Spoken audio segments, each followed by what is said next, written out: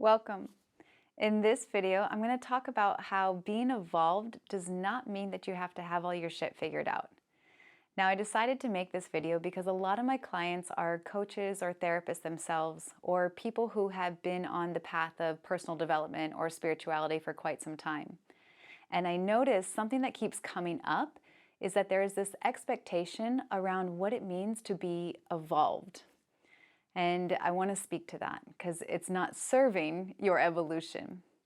So being involved does not mean that you have transcended the human experience and only experience positive, pleasant emotions. It also doesn't mean that you have healed all of your core wounds or that you never get triggered. If you have such beliefs like the ones that I just mentioned, they are not going to take you towards a path of evolution, but rather they're going to take you down a path of bypassing, of suppression and repression. So I want to take this video as a chance to speak to what can help you to go into true healing and true evolution. Now, take a moment to reflect upon what are your ideas of what it means to be evolved. To get some insight around this, I'd like for you to look into the places where you are shaming or criticizing yourself. You can also reflect upon any time where you have judged your teacher or mentors about how they should be more evolved than they are or what they should be doing. So these kinds of expectations that you put on other people, you're putting those same expectations upon yourself. And when you judge yourself or others for being anywhere other than where they are and acting how they're doing, then it's not something that's going to support you in your process of evolution. But rather we want to meet these places in ourselves and in others with compassion and with acceptance, and then work from there. If you follow me on Instagram, then you are aware of the efforts that I make to bring in a reality check around this whole evolution thing. I share very openly about the mistakes that I make, the things that trigger me, the insecurities that I have. And where I try to go towards is to be able to be more conscious and connected, to be able to deal with what it is that arises inside of us, including when we don't deal well with what arises inside of us, of how we deal with that.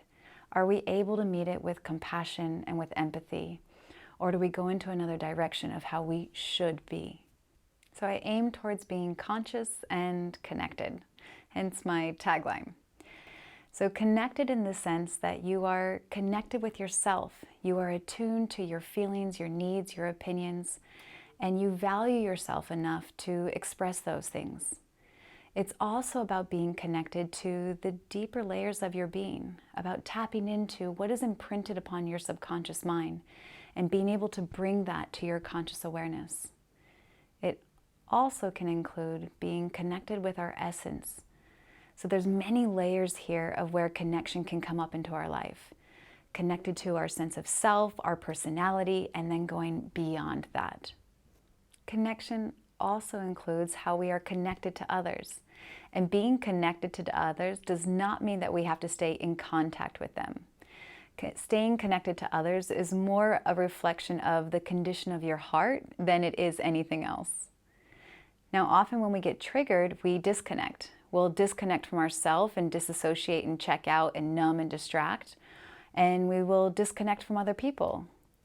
These strategies of disconnection were helpful for you at one point when you were completely dependent upon your caregiver, when you were not taught how to hold yourself and you weren't given the tools for how to do that. And now you're in a different circumstance and in a different environment. And so being able to be evolved is about learning those tools so that you have the capacity to hold yourself through those difficult moments, to go back into those places where you had disconnected, to meet them with presence, to be able to be with that pain. Now, we may not be able to do these things at this point in time because we haven't yet learned those tools. We haven't yet received that initiation. And that's part of the evolution, of being able to be more mindful and more present and to hold things that we had disconnected from earlier on in our past. Another thing that I aim for in my evolution is to be conscious, which means to be aware. Now, we live mostly on autopilot, in a constant state of reaction and responding to beliefs that we don't even know that we have. So the more aware you become, the more choice that you have. Now, it can take some time on your healing journey to get to that point to where you have a choice, and that is part of the process. Being conscious also means being able to see outside your own experience, perspective, and story. Now, some people are quite limited in the amount of perspectives that they can hold. They either can just hold their own or somebody else's, and more than that, or even that, can be quite challenging. So being able to hold multiple perspectives is something that can expand your mind and also to expand your heart. Things become more inclusive rather than staying stuck in your own limited perspective or stuck in somebody else's limited perspective. As I outline what evolution is for me, I also want to speak to the really important points of compassion and empathy. We are all doing the best that we can in each and every moment. And so if a moment comes where you are not able to be as connected and conscious as you would like to be, or you were completely the opposite of that, then to meet yourself with compassion and with empathy. Because guilting and shaming yourself that you should have been different and you should have done better is not going to help you on your process of evolution. And the same for other people. So we can share about how we would like to have done better or what would have worked for us if it was done differently. But to meet that from a place of compassion and empathy. So being evolved is reflected in your ability to be in this human experience. It is not your fault that you carry the wounds that you do, so there's no shame in that. Work on accepting who you are, what triggers you, how you feel, and then go from there. If you haven't seen my video yet about stop resisting reality and accepting what is, I encourage you do, as it's going to give you some helpful points to support that process of your journey. So to conclude, take a moment to reflect upon how conscious and connected you are. Take an inventory of your life and find the places where you are not conscious and where you are not connected, as those are going to point to the places that will help you to evolve. And if you think that there aren't any such places because you're that evolved, then I suggest that you look again.